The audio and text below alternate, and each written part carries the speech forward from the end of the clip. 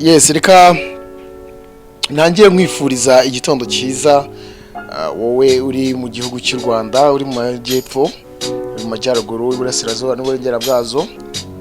Reka nifurize kandi umujyi wa Kigali igitondo cyiza.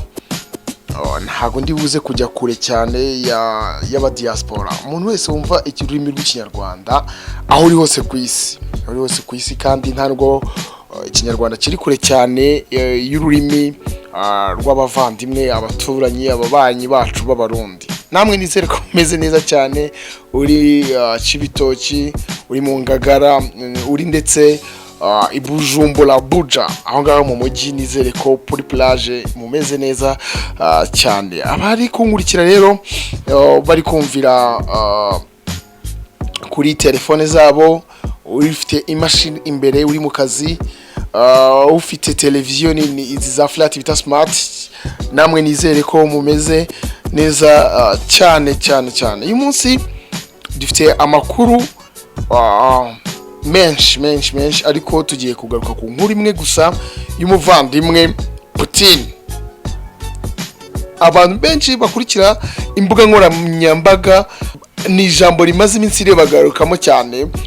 Perezida w'igihugu cy'u Burusiya Vladimir Putin yategetse abasirikare kwinjira mu burasirazuba bw'igihugu cya IKRAINE. Perezida w'Uburusiya Vladimir Vladimirovich Putin mu ijambo yagejeje ku gihugu cye yategetse ko ingabo z'igihugu cye zijya mu burasirazuba bwa IKRAINE kurinda ibice byafashwe n'inyeshyamba, zisaba ko aho ziherereye hagerwa leta zigenga. Iri ni ijambo ryatumye ibihugu byinshi bikangarana. Ndavuga ibihugu binini, ariko ntavuga ibihugu gusa, ndavuga bya bihugu biba binini, Ubufaransa, Amerika, Ubushinwa, byatumye bikangarana.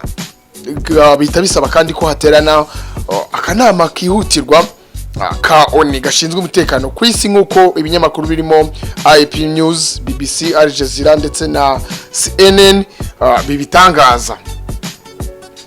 Putin kandi yaje kuvuga ko Uburusiya bugiye kwemerera cyangwa se kwemera nk'ibihugu byigenga igice cy'iburasirazuba bwa Ukraine, inyeshyamba zise Repubulika za Rubanda, za Donetsk ndetse na Luhansk, kandi akoherezayo ingabo z'igihugu cy'Uburusiya. Ibihugu by'uburengerazuba byahise bikangarana, bisaba inama y'igitaraganya y'akanama gashinzwe umutekano ku isi ONU yateranye guhera saa 11 z'igitondo cy'umunsi w'ejo. Ahangaha no kuvuga ngo Putin yisabiye Ukraine, avuga ko ari igihugu gikoronijwe na Amerika kandi gifite ubutegetsi bw'igikinisho. Ngo ubutegetsi buriho muri Ukraine ntago Putin abwemera. Yemera ko ari abanyamerika bayoboye muri Ukraine, ariko bagashyiraho ubutegetsi nyine busa nk'igipupe, nk'igikinisho. Nibyo magambo His Excellency Vladimir Vladimirovich Putin yabaye avuga. Yavuze ko kandi Ukraine itigeze igira umuco w'ubutegetsi bwigenga, kandi ko Ukraine yo muri ibi bihe yaremwe n'Uburusiya. No bango Ukraine ya kino gihe irimo iragenda iremwe n'Uburusiya. Ntago ari uvuga ngo ni igihugu cyagomye kuba kigenga cyangwa se gitegekwa na Amerika, ahubwo cyagomye kuba gitegekwa n'Uburusiya. Ngira ngo Uburusiya nako igihugu cya Amerika cyakomeje kugenda gishinja Uburusiya cyane ko bugenda bwinjira mu mabanga y'icyo gihugu. Ngira ngo naho bahereye bashinja Uburusiya ko bwinjiye mu matora yabaye mu 2016 ya perezida wa Amerika. Nuvuga ngo mu minsi ishize Vladimir Putin yavuze ijambo cyangwa se yavuze akantu gasa nk'agakangaranya ibintu. Yaravuze ngo kubabarira ibyihebe cyangwa se bantu b'inyeshyamba ni akazi k'Imana. Ntabwo Imana niyo yonyine ishobora kubarira ibyihebe, ngo ariko kugira ngo ibyo byihebe bigere ku Mana ni akazi ka Putin. Ngo kubabarira ibyihebe ni akazi kareba Imana, ariko kohereza ibyo byihebe ku Mana ni akazi ka Putin. Uburusiya bumaze iminsi butungwa agatoki ko bushobora kototera gutera Ukraine mu buryo bw'amayeri. Bwagiye bwakana ibyavugwa n'igihugu cya Amerika. Kuri ubu abasirikare basaga 150 b'Uburusiya bari mu bice by'umupaka wa Ukraine nk'uko bivugwa na Amerika binyuze mu butasi bwayo. Biraza guca iki? Araza guca wambaye. Niba ngo Ukraine ifite abasirikare barenga 150 bamaze gukandagira ku butaka bwa Ukraine. Abarusiya barakuvuna kweli. Niba ngo kugeza ubu ngubu abasirikare barenga 150 bari ku mupaka wa Ukraine, ariko kandi muri kino gitondo cyo ku itariki 24 niba ngo abasirikare nabo bamaze no kwinjira direct. Niba ngo kugeza ubu aka kanya uko bihagaze ku isi hagati y'Uburusiya na Ukraine, Putin yafunguye intambara kuri Ukraine.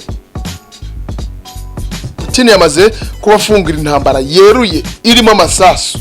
Perezida wa Ukraine yavuze ko ibyo yasabye Putin ibyo kuganira nawe atigeze amusubiza. N'uwango Putin yamaze kuvunira ibiti mu matwi, aravuga ati ngewe ndaharanira ko igihugu cyanjye kigira ubudahangarwa, n'igihugu kandi cyanubatse igisirikare gikomeye cyane. Perezida wa USA Joe Biden yavuze ko ibyo Uburusiya bwakoze ari ubushotoranyi bugambiriwe. Akanama gashinzwe amahoro ku isi kateguye inama y'igitaraganya yo gukurikira cyangwa se gukumira ubushyamirane hagati y'Uburusiya ndetse na Ukraine, mu gihe umunyamabanga mukuru wa ONU yasabye Putin guhagarika intambara yashoye kuri Ukraine. Putin kandi yasabye ingabo za Ukraine ziri mu burasirazuba ahatangirijwe intambara gushyira intwaro hasi zigasubira mu rugo. Joe Biden akaba na perezida wa Amerika kandi yasabye ko ibyo Uburusiya bwakoze isi izabubiryoza kubera ko hashobora gupfa abantu benshi. Umuryango w'ubutabazi ku isi OTAN wavuze ko witeguye gutabara Ukraine mu buryo bwose bushoboka. Iyi nkuru ni inkuru itari buze kurangira kano kanya, ntiteze no kurangira ejo. Ni inkuru ndende cyane tuzakomeza kugenda dukurikirana umunsi ku munsi, isegonda ku isegonda, and update turazibagezaho. Ni Papa Prasido turi kumwe.